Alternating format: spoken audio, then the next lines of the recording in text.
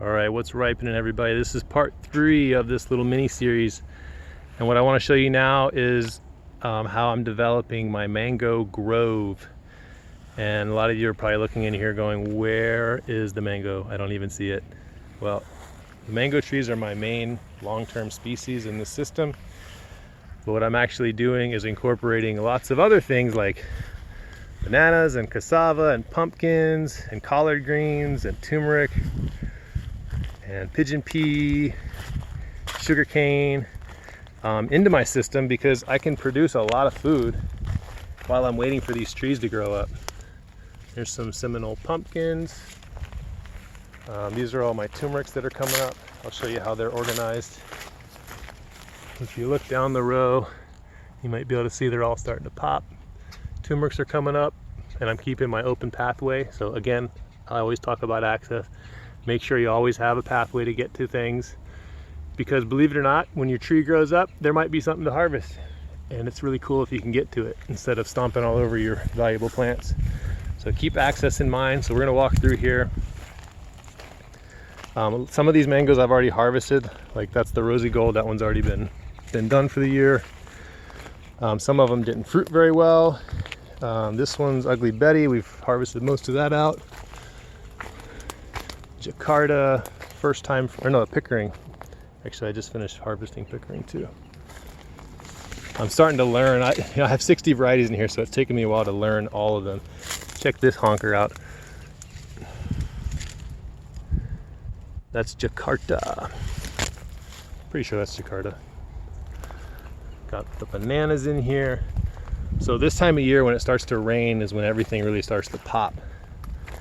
And I did a lot of planning and a lot of planting before the rainy season. And so everything was focused on things that didn't need to be watered right away.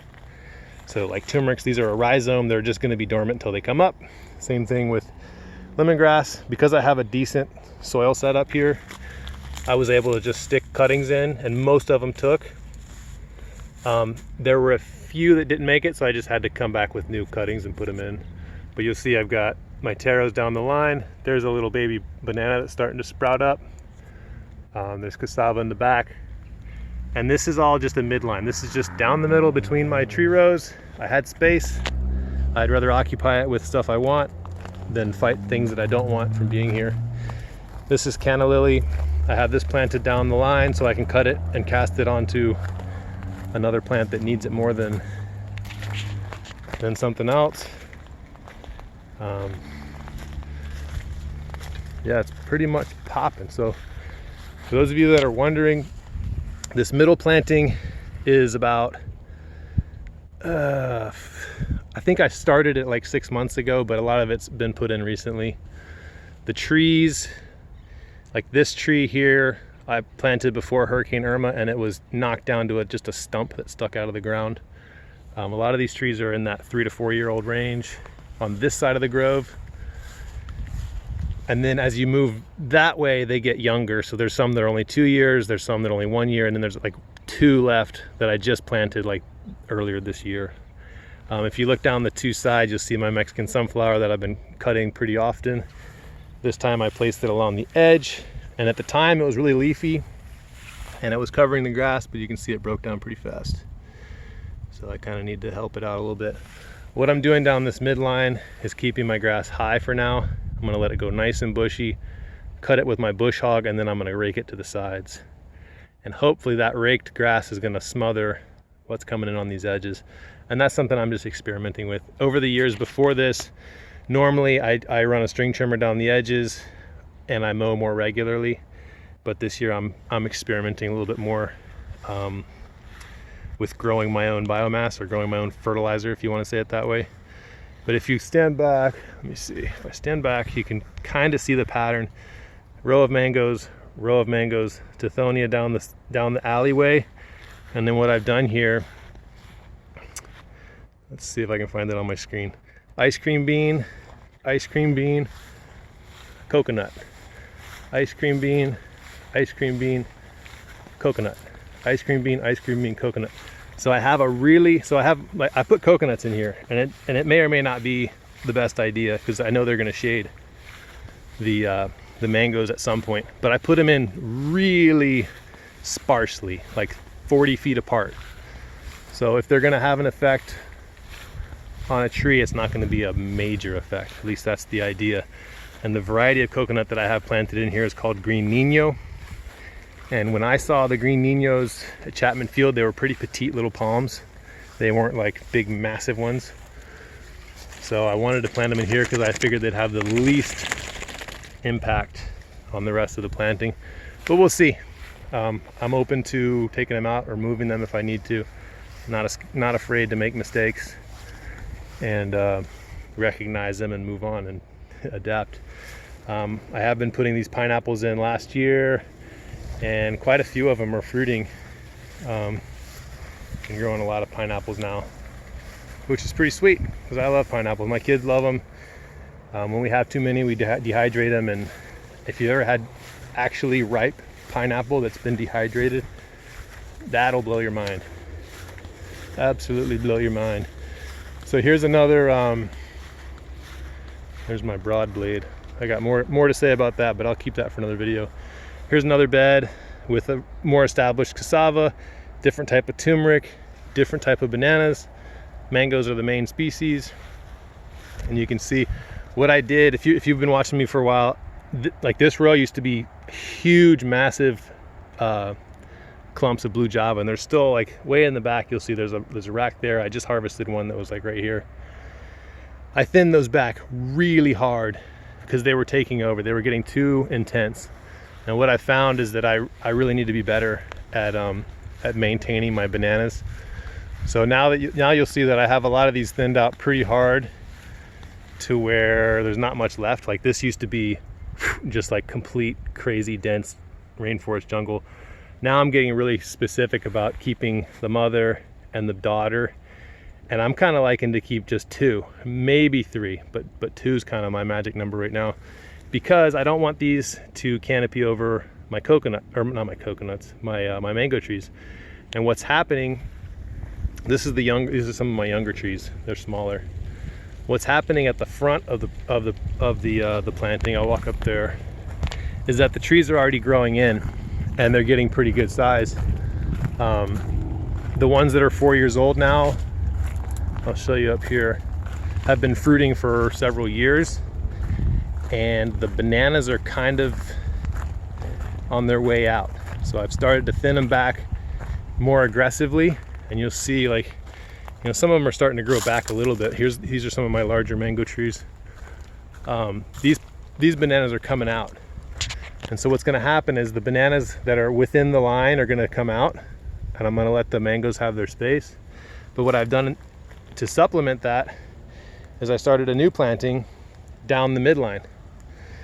So for me, and you know, tell me if you have a different viewpoint of it, but to me, bananas are something that should be grown in one spot for, you know, 2, 3, 4 years maximum, and then moved. Here's another one.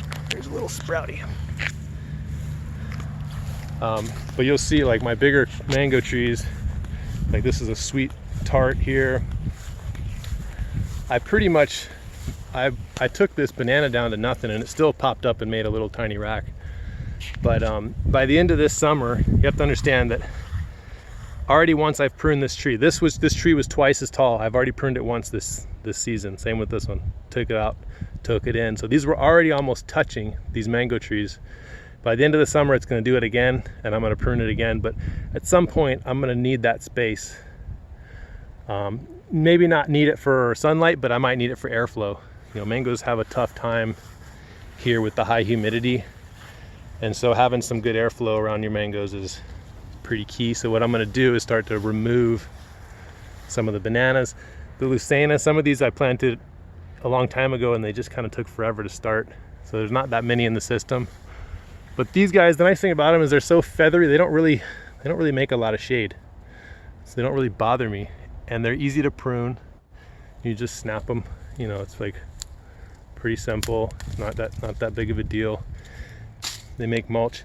And the cool thing about your trees, once they get to a certain size, as you can see here, the mulch that's under this tree is from the tree. So it's producing its own its own mulch. And I haven't had to bring anything in.